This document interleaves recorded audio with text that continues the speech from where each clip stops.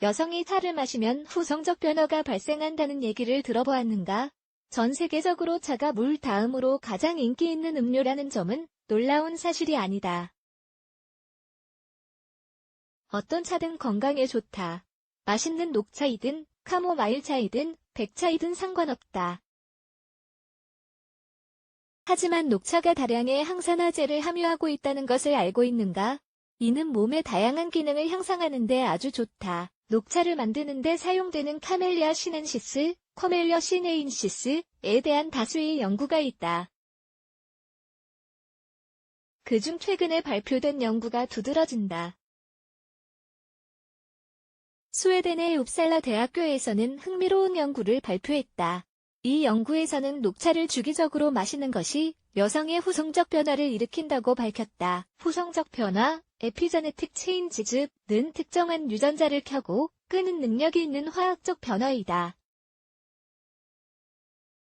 여성의 경우 일부 유전자를 켜는 것은 좋다. 일부 유전자가 발암 과정으로부터 몸을 보호하고 에스트로겐의 대사를 보호할 수 있기 때문이다. 이 주제에 대해 흥미로운 정보를 자세히 알아보자. 여성이 차를 마시면 후성적 변화가 발생한다. 이 연구의 책임자는 워라니커 액. 박사로 스웨덴 웁살라 대학교의 면역학, 유전학, 병리학과에서 일한다.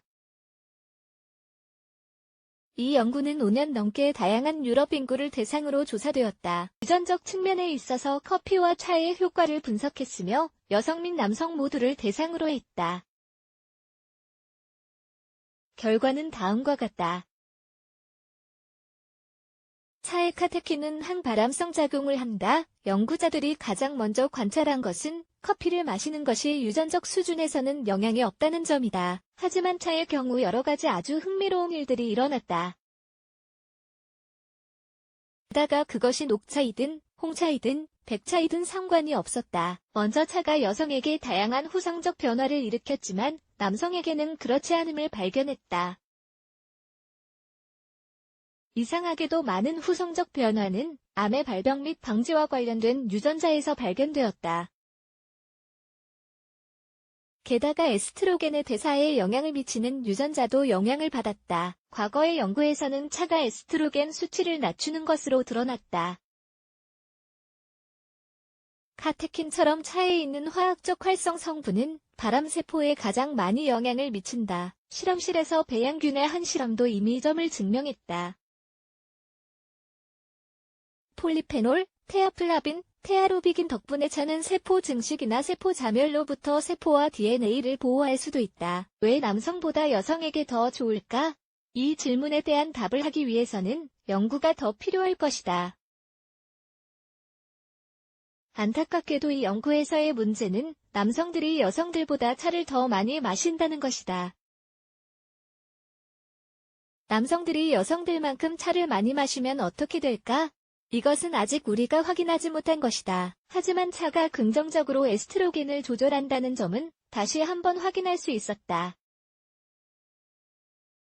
어쨌든 이것은 그것 자체만으로도 아주 흥미로운 사실이다. 에스트로겐은 여성 성호르몬군이다. 이 호르몬은 특정한 생리적 기능을 한다. 예를 들어 여성이 폐경기를 위한 복합적 호르몬 치료를 받을 때 이것이 에스트로겐과 프로게스틴의 작용을 한다. 하지만 이런 호르몬들이 발암 과정에서도 영향이 있다.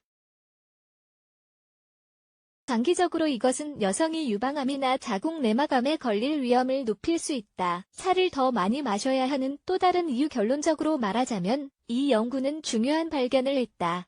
차가 암 발병에 대항해 보호자 역할을 하는 유전자 활성화를 조절함으로써 여성에게 이롭다는 것이다.